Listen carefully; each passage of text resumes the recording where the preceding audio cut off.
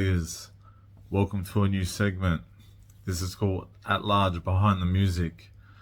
So there's a lot of songs out there that you may know, but you may not know the backstory to. So this new segment, the hundreds of songs I got, there's hundreds of stories, and I don't know where to start, but this is where we're going to start. We're going to start at the one that people ask me the most, and that's the Snoop collab. How did it happen? I'm going to tell you the whole story. It also intersects with the Dillinger story. So where do we start? All right. I was going to TAFE at the time. I was doing a music business course. I had no intentions of trying to get a fucking diploma from this shit. I was just rocking up, trying to absorb whatever knowledge I could do, hustling on the side. Someone gave me a phone call. I don't know what the statute of limitations are, but this was 20 plus years ago. I'd walk out the classroom, I'd come back. I wasn't trying to pass no tests, whatever. One day this guy came up to me, nutcase, God bless his soul, he's passed away now. And he goes, Forte, I need a favor. I go, what's up? He goes, I need some weed. I go, okay. I need a large amount of weed. And I was like, okay, how much do you want? He goes, I need a quarter. And I'm like, quarter pound? He's like, quarter ounce. I'm like, okay. On that particular day, I didn't have none. But he goes, it's for someone very famous. I'm like, who? He goes, for Corrupt. So I said, fuck this, let's go. I've got it. And I didn't have it. So he came and picked me up from TAFE. We went to Prospect Housing Commission. I went and seen a friend of mine up there that was well known around the area. If you know around those times, you probably know who I'm talking about. Never woke up before 2 o'clock. For some reason, God bless, he was awake at 11 o'clock this day. I couldn't believe it. I got there, bang, bang. I was broke that day, and I was just like, "Oi, bruh, I need some oof on tick." And he goes, "Oh, I go, it's for these American rappers." Yeah, no worries. Go do your thing. So we traveled to the city. We got to the city, and we're meeting up with Corrupt's DJ. And Corrupt's DJ. So I said to them, "All right, you got two options. You can either have this shit for free, and you let us come up in there and smoke, or you give us the money and we go." And he goes, "Come on then." We sat up there, smoked, talked some shit, blah, blah, blah. I was a bit quiet, a bit reserved. And then he asked me what I did. I said, yeah, I do music. I'd only had mixtapes out at the time. This was probably 2008. So then he goes, you coming to the concert tomorrow? And I'm like, yeah. So he's like, okay, I'll make sure you got some tickets. So they had a tour bus in the middle of fucking, that's the street next to the Downing Centre, basically the corner of the Downing Centre, whatever that is. They had a whole tour bus there, right? And there was only two people on the tour bus, DJ LT and John Payne. And that's where I got to meet John Payne. I told them that I was close. I was really in Blacktown. I caught a train all the way to Blacktown. From Blacktown all the way to Central, running, ducking through people. They're like, where are you? Oh, I'm close. I basically went all the way there, got there, jumped on this bus, and it was only DJ LT and John Payne. You got the shit? Yeah, I got the shit. Now we're driving to, man, I'm sweating. Now we're driving to Homebush. We go to Homebush. It was Bone Thugs and Harmony. There was only 3 members. RBX, Corrupt, and I think one more artist, I'm not sure who. I remember Gail Gotti was there. I think she was with Corrupt at the time. But like, it was the first time I'd ever been like openly invited backstage. I used to sneak back a lot. So, it meant a lot to me. Anyway, after that, they took us to the after party. I got to hang out with Crazy Bone, Lazy Bone. I was just a young, broke motherfucker. These are people I grew up listening to. It was like amazing to me. Anyway, that came and passed. The second time LT came back, he hit me up. And now, not only is he's Corrupt's DJ, he's coming back as Snoop's DJ. And he's coming back with Daz and Corrupt. And on top of that, we've got Ice Cube and Bone Thugs again on the same tour. And these are people that I grew up like idolizing as a rapper. Like that was my shit. So I got to hang out backstage by myself. There was basically a room of just girls. They just get all these girls, and there was about 20 to 30 girls in there, and they just chucked me in the room with the girls. And I had the weed, and I had bitches on the left rolling up, bitches on the right rolling up, yeah. And they're like, Forte, you good? Yeah, I'm good, I'm good. Every now and then I go into different rooms, chop it up with Lazy Bone and all this. That's how I made some relationships with them. And then, Ice Cube was my idol growing up. I seen him and he walked past. I could have got a photo at the start, but I didn't want to push it. And at the end, I was like, "Hey, Cube, can I get a photo?" He's like, "Nah, man, I'm in a rush." And then I was just like, "Oh, fuck you, Cube." But I met Snoop that night, um, and that was another great night. But we negotiated. My first album hadn't came out yet, so this is 2009. My album was delayed. But we negotiated with Daz to do a song for the album, which he ended up doing just a chorus. So we organized to meet at the hotel room after. We went back there. We did the song, blah blah blah, and like my night was made. I was like, it was a big thing for me at the time. These are artists I grew up listening to. I still listen to their shit today. I still pump their shit today. It was a great moment, you know. So that came and passed. Now this is where it gets interesting. A week before they were about to come for the third time. 2011, they're about to come. I was in the casino. I was betting. I got a tendency to be getting kicked out of casinos. I don't know why. Apparently, you can't swear or whatever the fuck. Anyway. So, this was one of those times. I was at the blackjack table. It was really one of the first times I've ever played blackjack. I didn't know what I was doing. And there was a German guy there, and he was being a semi smart ass. I don't know. Maybe I was being the smart ass. So I started going, like, playing cards, and he said something, and I didn't understand what he said. So I was like, Eben, Sieben, Uben, Zuben. Like, I was just being a fuckwit, right? Next thing, security surround me. And I don't mean just one security. I actually probably started with three, but I was just like, fuck it. I go, if I'm getting kicked out of here, I want my money's worth. And I got my money's worth. Every single security guard in Star City Casino surrounded this blackjack table, and I had no chance but to be dragged out of there. So I'm getting dragged out of there, and I've got like double jointed wrist. So they get me to this side door, and they fucking. I remember this one cunt in my face. He had me like this, right? He's going, break his fucking wrist, break his fucking wrist, break. And I'm just there, like I'm just drunk, going, fuck you, cunts, fuck all your mums, fuck. Like I'm just going off. I'm by myself. Boom, kick me out the side door. I run around the other side of the casino. I fucking run through. I throw over all the lounges. I kick over a bunch of shit, and then I run off, just like some stupid shit. But I felt like I had to get a little bit to get back. Funny story. A week later, Snoop Dogg's in town. Guess where he's performing? Star City Casino. Now, I meet LT at the what is it? Ridges on the Hyde or whatever that hotel is on Hyde Park. You know, the nice one. Um, and he goes, follow us. So we followed him, and I wasn't drinking that night, and like I had a whole bunch of weed on me and all this shit. So we pull up we park, right? On a side entrance that I didn't even know exists.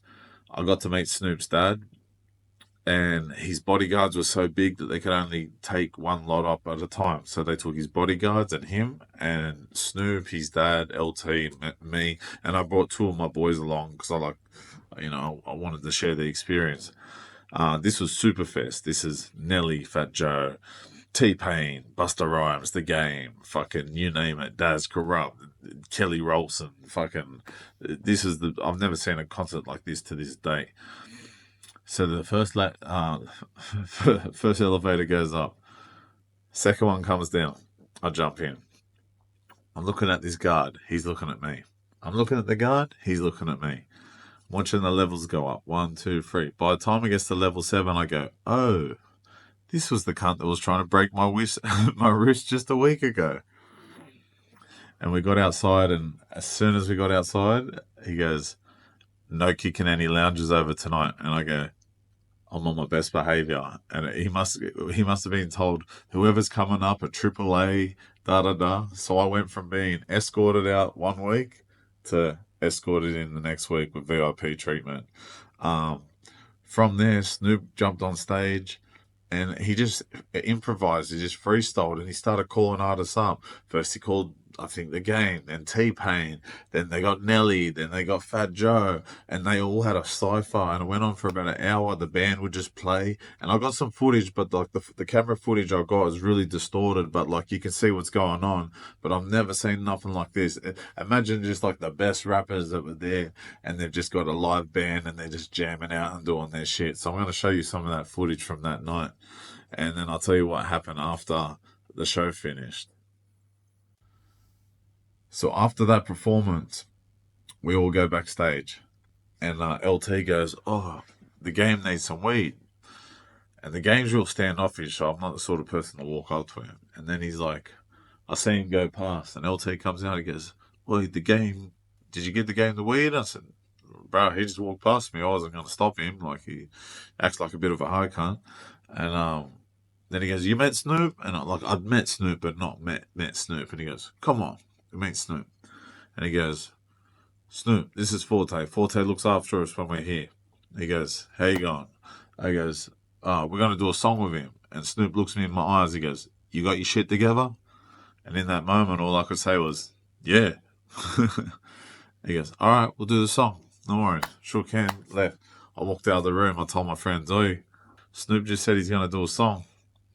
Still, like, not believing it, but like, yeah. What are you going to say, Snoop? You got your shit together? Yeah.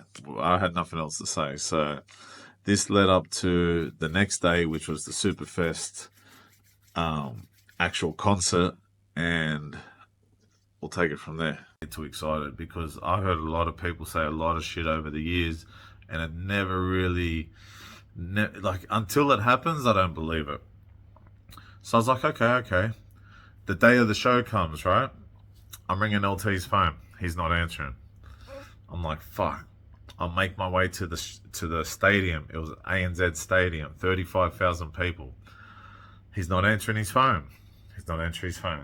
Now, some of the connects that I'd made in the previous tours, such as the drummer Smurf, God bless his soul, he passed away. A lot of these people in this story have passed away. Snoop's brother, we took him out to the strip club, and he was like, "How do you tip girls here?" Because like they got like dance dollars, and we got like dollar coins. He's got, "What do you do? Throw the coins?" I said, "No, like it's different over here." But like he's passed away. Smurf's passed away. Dave Aaron's passed away. Joe Cool just passed away. He was on tour. He was the one that taught me the meaning behind the dog food album. Dog food actually stands for heroin. So, like, it's crazy to see this, and you'll see some of these people in the footage that I'm about to show. So, I got to the front of the venue, right, and I had the smelliest, stinkiest weed ready, but I thought, fuck, I better leave it in the car just in case. And lucky I did, because as soon as I got there, sniffer dogs were there, and they took me to a tent, strip searched me, boom, as soon as I get there. Now, I can't get through to LT. He's not answering his phone. I'm like, shit. I see MC Losty. He'd been hosting. He comes running out.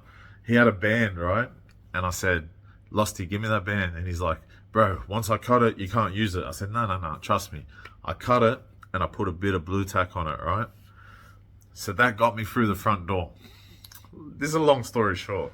I'm running around this place like there's so many levels of security. You need to have different color bands to get to different levels. I was getting into the catering room. I was doing some James Bond shit, maneuvering by myself, acting like you're supposed to be there. Don't be too inconspicuous. Don't stand out. Wasn't my first time, so I was like maneuvering my way through.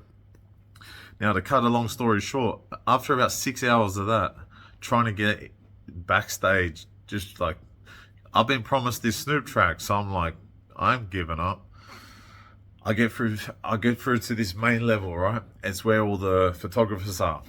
And the first time I went to walk through, and the guy goes, "Nah, man, wrong band." So by the time I'd done like a 2 hour, 3 hour walk, they switched security guards. Now, I've seen my mate's cousin, which funny enough is the cousin of someone that actually gave me my name, Forte. And I'm walking up to this guard with confidence, And I'm just about to go, hey, can I get through? And he goes, Forte, what are you doing? I said, oh, nothing, I'm chilling here. It must have made it look like I was sort of famous, gave me a hug, and I just quickly flashed the thing, and the guy didn't look twice, and he let me through. So now I'm in the pit. I'm in the pit with all the photographers, and I'm like, fuck, how, like, as soon as I'm spotted, I'm out of here. So I'm like, fuck. Boom. I see an opening. There's a fight in the crowd. People are punching on. All the security run. As soon as they run, I didn't even look sideways. I went boom, boom, up this ramp, boom, boom, boom. The first person I see is Smurf, the drummer. You're going to see him in this footage, which passed away. He goes, you got the weed? You got the weed? I said, brother, I've got the weed, but I'm not supposed to be here. Have you got a AAA pass? It's in the car. If you can escort me out, we can get it, but just promise me you're going to bring me back. He goes, okay, I'll do that. We ran out to the car park in Homebush. We grabbed the bags. We came back. Then he goes, I got you back. Go find LT. I find LT. LT's like, oh, looking at me like, how the fuck do you get back here? Whether he was dodging me or busy, I don't know, right? So I finally get down to the level where Snoop, mind you, I bumped into T-Pain, I bumped into Fat Joe, but I didn't want to jump out my skin or ask for photos or nothing like that. And these are the days when we didn't have camera phones like that. I had like a normal phone, and it was probably like 4 megapixel. Lucky I even had that, or I couldn't have documented shit, right? Plus I used to carry this big camera, but I wouldn't have took that to the concert. So after that, we LT had me sit outside the Snoop's dressing room, and every time I see the door open, I just seen smoke, people partying, music, celebrities are coming and going. Every celebrity you can think of, Busta Rhymes, Fat Joe, Nelly, all these motherfuckers. I remember Rodney O came down to the front, and he presented him with a Sydney Kings jersey. Finally, LT goes, come on, come inside. I'm inside. I'm the only white person in this room besides Dave Aaron, the engineer for Tupac. And I don't want to make any sudden movements. I'm like, how the fuck did I get in here? Like, I literally, mate, James Bond couldn't got in this shit. I don't know how I pulled it off. So I'm sitting there, I'm listening, like, it's a mad atmosphere. Free food, free drinks. They're all singing these classic songs that I grew up on. And then LT's like, he goes, come out the back. He's like, you want to do a song with Snoop? I go, well, yeah. He goes, he threw out like a ridiculous price, like 50 grand or something. I was like, I don't know, 50 grand. He goes, what do you got? What can you do? I said, I don't know. He goes, can you do 10? And I went, I didn't even have 10 on me. I made a phone call to one of my friends, one of my good friends. Hey, bro, I'm here with Snoop. They say I can do a song with him, 10,000. First of all, he's like, stop talking on the phone. Second of all, he's like, do you think it's worth it? And I said, well, I don't think I'm ever going to get this opportunity again.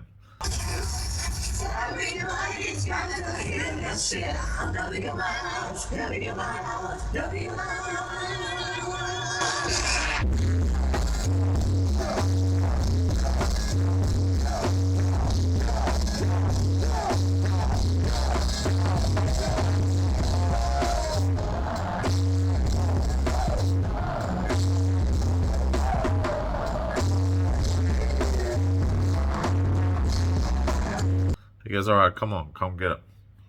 So I left there. I told them I'll meet them at the hotel. They got a studio at the hotel. I'm gonna jump. I go back to Blacktown. I get the cash, all nice up, hundreds, very presentable.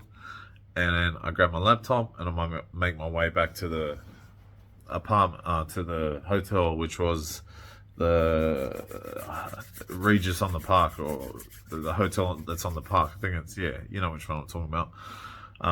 And Snoop's in the presidential suite, but he's decided to have a sleep because he's a bit tired. But Daz is there, so I'm in the room with Daz, and me and Daz had the song from 2009, which still hadn't been released. It was about to get released, right? So I said, Daz, while we're waiting for Snoop, why don't we, oh, they got me to pick a beat. I picked one of the beats that they had there. You know what? Looking back, I probably could have picked a better beat, but I picked something that I thought was like Snoopish, and I didn't, you know what I mean? I was just happy to be there and do the song. It was a bit of a surreal moment. And, I go, Daz, while we're waiting for Snoop to wake up, you want to do a film clip for this song that we got? And he's like, where you want to go? And I'm like, man, King's Cross is just around the corner. Let's go. I got the film. I got the camera. Let's go. He goes, yeah, all right, let's do it. And this is King's Cross in its prime. So I'm going to show you some footage, behind the scenes footage of me and Daz cruising around doing that while we wait for Snoop to wake up.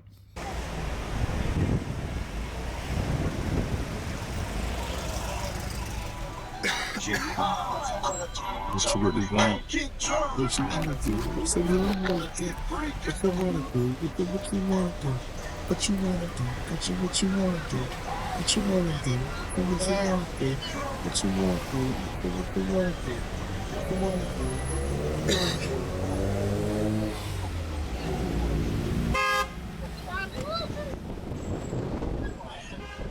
No, you really gotta do is get the same outfit you got on. Yeah. Have somebody tape you while you driving, doing the verse. Yeah, true. And it's all about how you cut it. Still in this place. Yeah, place. Police.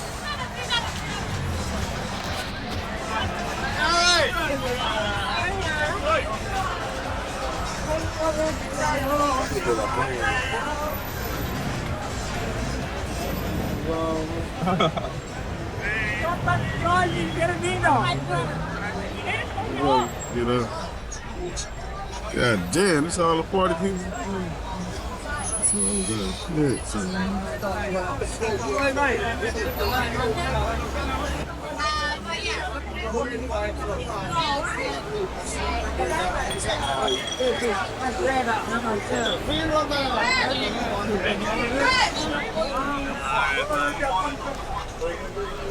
All right,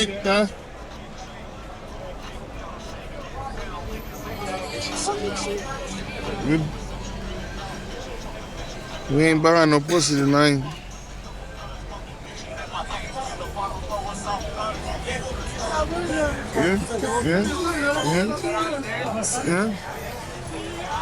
Yeah. Fucking right.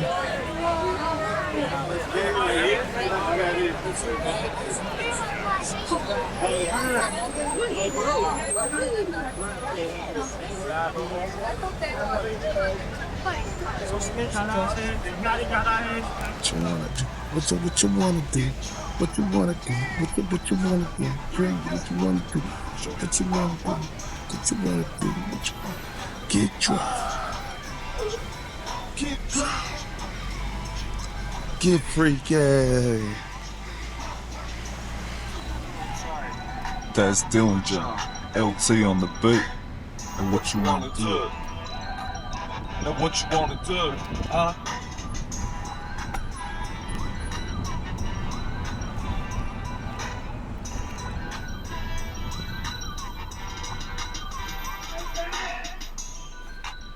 Should we go back up the other way? Yeah.